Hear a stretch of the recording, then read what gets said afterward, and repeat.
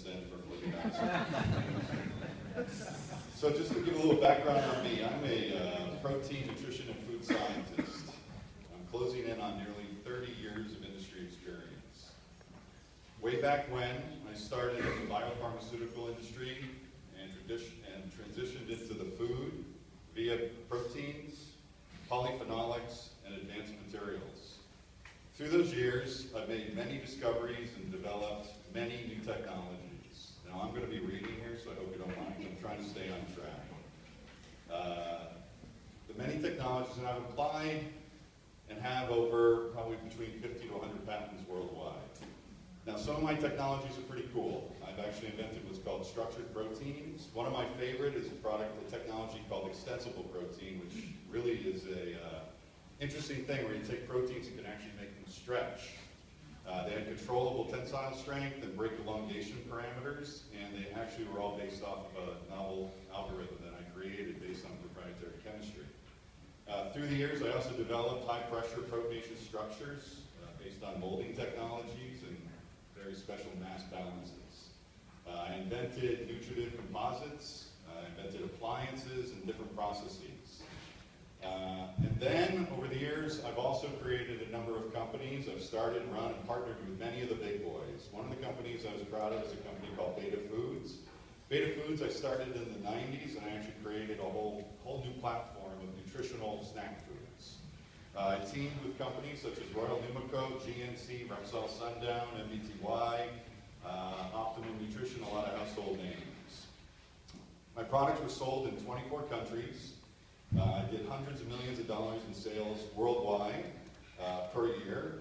And then in 2003, 2004, my life changed. I was on a very fast track. Protein was everything to me. I was really going pretty hard and pretty fast. I was very involved with the sports nutrition industry. I was involved with diabetes, involved with weight loss. In 2003, my mother was diagnosed. My mother, who was 18 years older than me, was diagnosed with a rare, complicated neurological disease. Doctors told me it was a guaranteed death, and I had a 50% chance of having that due to genetics. That one statement changed me forever. I went deep into neurochemistry at that time. I started studying neurochemistry. Now, my background is chemical engineering, industrial engineering, and I have numerous degrees. I was not a neurochemist.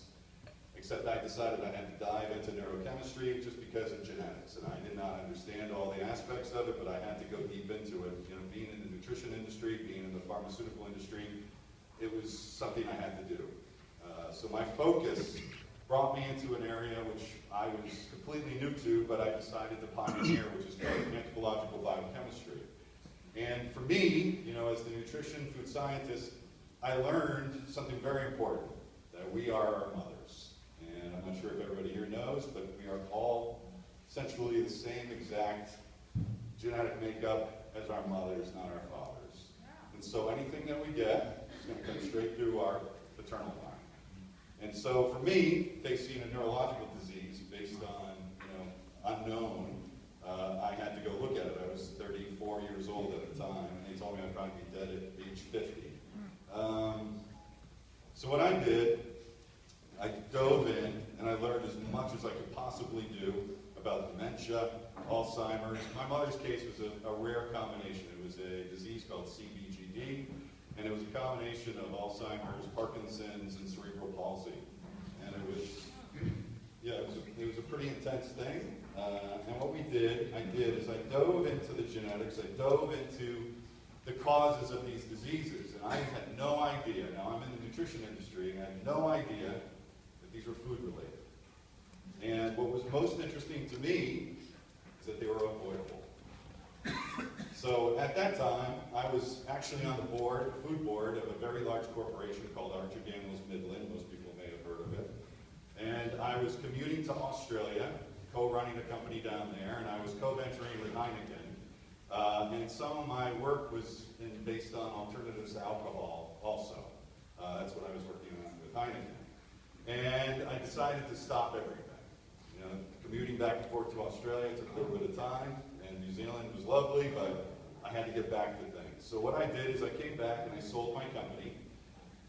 And I quit my day with Heineken, and and I teamed up with a friend of mine who had written a very popular book called The Zone Diet. And what I did is I went in to run the company with him, and I was president of the company, and I actually decided to make it my goal to convert Zone to one of the most worldwide recognizable diet programs. It was based on something that I appreciated at the time. It was actually based on a fairly neutral philosophy, and it was logical. So it wasn't based on an extreme. I had another friend named Bob Atkins who was way over here. There's others that were way on the other side, and Zone was kind of in the middle at the time. And so what I did, I went in to run the company because it was not extreme. It showed great results, especially in inflammation reduction. Blood sugar control was a big deal because blood sugar has a direct ramification on the health of our brain as well as on our whole system and more. I dove in creating hundreds and hundreds of products and building plants worldwide. I became top of the class over the course of I ran that company for almost 8 years, and I became ranked by Consumer Reports as one of the top in the industry. My work in satiety, which is where foods induce satiation, the sense of not being hungry, became world class. As I advanced the diet and the portfolio and the science behind it, I realized there was much more to nutrition than just a controlled parameter. And to me, as great as Zone was, it wasn't everything. And so what I did, I had to look deep. And what I discovered through my work is that the ingredients I were using, now believe me, I invent ingredients also. I don't just settle for things. I actually invent not only the foods, I invent the ingredients that go into the foods. I found that my food ingredients were awful. Okay? First, I was trying to preserve foods that were wet. They had water in them, so that means I had to use preservatives. I had to actually look at things. I had to look far beyond just what the foods were. Because part of our job in the food industry is to make sure our foods don't go bad. So we actually do all sorts of things to the foods, and primarily, we kill them. And so here I am, running a very popular worldwide food company, and what it was is everything I was doing was wrong. My nutritional profiles were right, but everything inside the food was wrong. And so what I did, I decided shelf life is not the most important thing. Shelf life with a wet food is absolutely the wrong approach. Because first, we have to actually kill the nutrients to be able to make the product, to be able to stay on a shelf. So every time you walk into a grocery store and you see something that's wet, just know that's probably a dead food. And so from there, I decided to even dive deeper. And so what I did, I decided to study and use my experience and concluded conventional food processing was the death of everything. It was not just the death of my foods, it was the death of every food in every grocery store. Because first, the only way they can actually have those foods on the grocery store shelves is if they kill it. So what we look at are items, very conventional items. You can take some pretty simplistic ones. Sorry as I reach in here. But a good example of a dead food is Campbell's soup. Okay, this is a very dead food. This is processed at high temperature. There's absolutely nothing in here that's going to even do anything for the human body. That's just one example. All right, so for me, a guy ranked by Consumer Reports for nutrition and diet, I wasn't doing it right. I missed it. Yet it was all right in front of me. I had to figure that out. So what I did, I knew all modern foods lack nutrients, not just protein, but they lack something even more important. They lack essential nutrients, which is the key element of life. Okay? And when you really look at diet, what are we missing? And it really came down to the fundamentals because we're all humans. You see, it was logical to kill foods. Over the years, as society became focused on taste and shelf life, it didn't become focused on what humans really needed, it became focused on taste. Shelf life was the dictator by the grocery stores, by the food industry, and the only reason is that we need to transport things from, Chicago, Midwest, East, overseas, wherever we're going. Many people don't know a lot of foods are even made over in Indonesia, shipped over here to the States. Pepperidge Farm is a great example. Pepperidge Farm cookies, most of them are made in Indonesia, get shipped all the way over here. So you have to have extremely long shelf life to actually go through these processes.